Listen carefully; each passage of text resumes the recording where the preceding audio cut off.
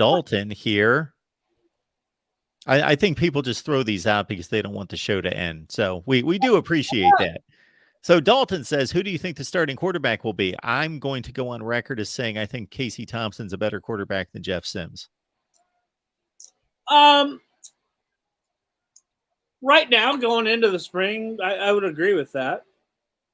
They're both two different style of quarterbacks as well.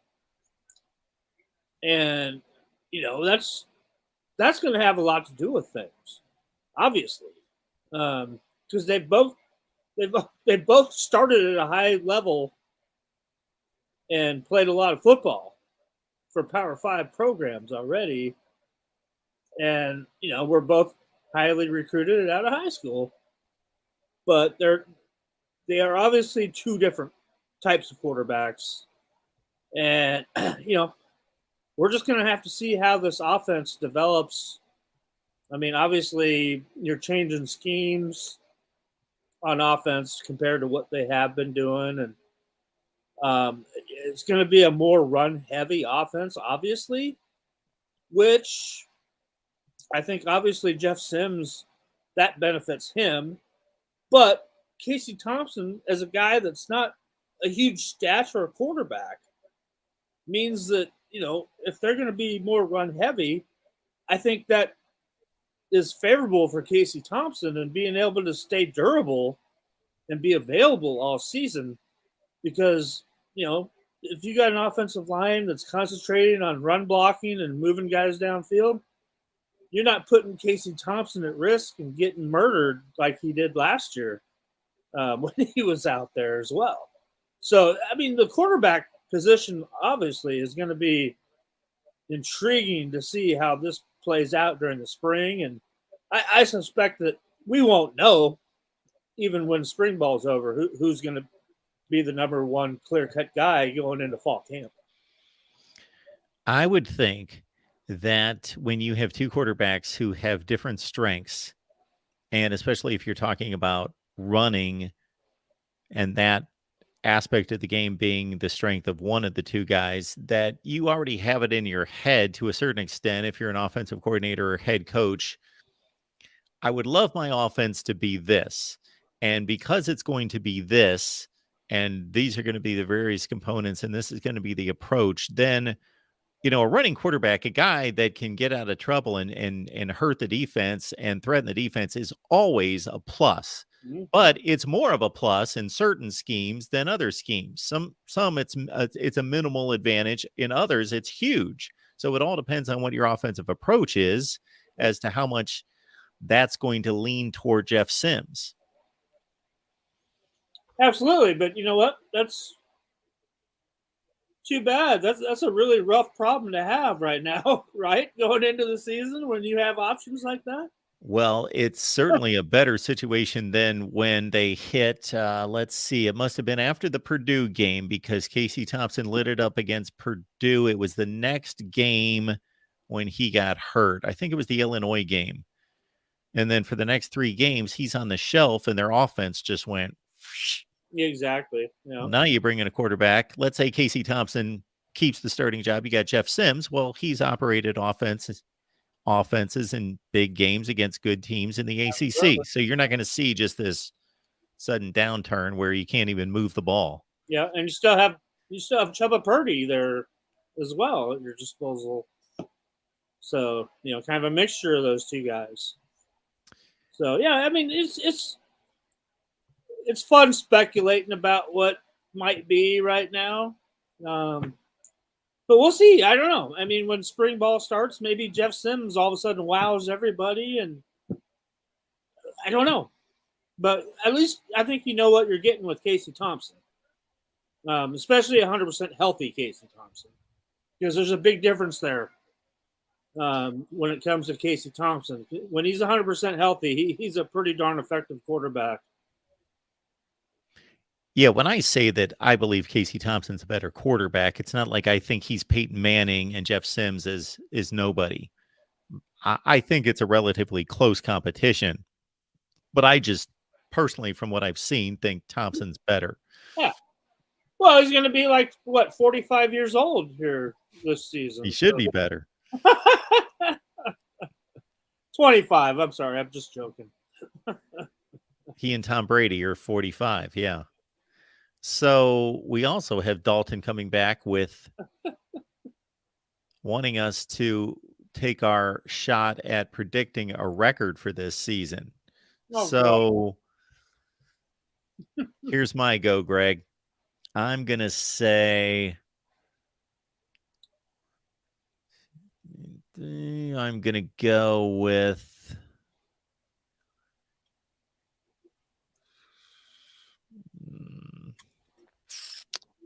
I'm going 5-7. I would. There's the first 6. Mm-hmm.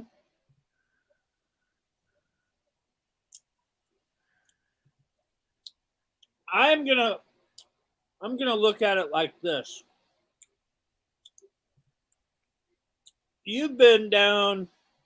I mean, you're way down in overall rankings and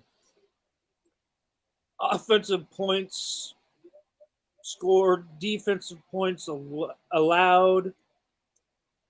I mean, you're scraping down there. You're it's embarrassing. If you can get that a little bit better, I don't know, move up 20, 30 spots from the cellar, I think you can squeak out 6 wins, which I think right there you're showing a positive path. And, you know, you get to a bowl game, who cares what level it is, but we sound like a broken record, but this fan base deserves to get to a bowl game, the players, the team, everybody involved. And I think, you know, because you can't expect, could it happen that there's a complete turnaround? Sure. Is it likely? No. But you get 6 wins right there, and, you know, don't lose a bunch of bad games to teams that you should beat. I don't see any reason why you make it to a bowl game with 6 wins and maybe be a 7-win team. I don't know, but I'm always optimistic at this time of the year, Mark. You know that. So TCU went from 5-7 to a college football playoff appearance. Right. See, Washington went from 4-8 to 10-2. So right. It can be done. Right. Is it likely? No, but no, hey, it's not likely. But I think where you're drawing the line is exactly where I draw the line.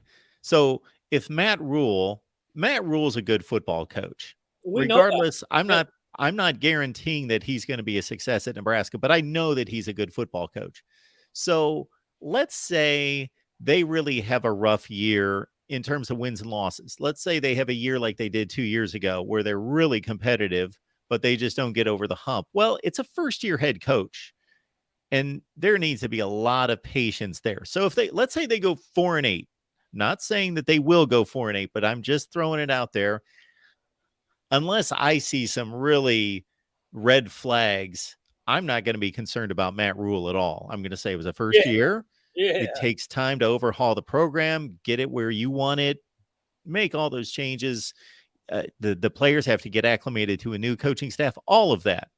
But I do agree with Greg that 6-6 would be a great place to hit, to at least get to 6-6, get back to a bowl game. That just feels right. That feels like, okay, we got to 500 or a winning record at 7-5, or got to a winning record with a bowl win at 7-6. That just feels like that would be, man, that's a step in the right direction. Yeah. I mean, that's what we've been wanting here for the last 8 years, 9, 10 years. Oh my goodness. Now, I will say that the way I look at things goes beyond just the record. So they could go 6-6 and get blown out by Michigan, fill in the blank, whomever. Sure. Or they could go 6-6 and maybe only get blown out once, and the other 5 losses are really competitive losses. And I would come away more impressed with that 6-6 than another 6-6 where you just beat everyone you're supposed to beat, and you showed that you're not even close to those other 6 teams. And that gap of teams that you supposedly should beat, it comes down each and every year. True. With the way that the league is developed, and you're not getting 4 cupcakes to start the season every year anymore, because you got conference games right out of the gate. So yeah. All right, folks. Like any of those, I mean, if you're looking at a team that's rebuilding again, look at that whole bottom part of that schedule. I mean, maybe throw Northwestern out, but that's not really that's not a good looking way to end your regular season. I mean, even Maryland, they won 9 games like 2 years in a row.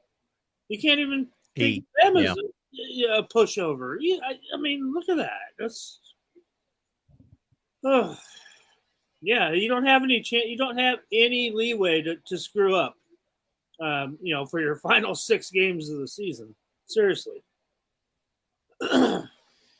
Yeah, in the first 6 at Minnesota, they went 9-4. Colorado's a complete wild card, but of course they were awful last year. But they're going to get a complete facelift.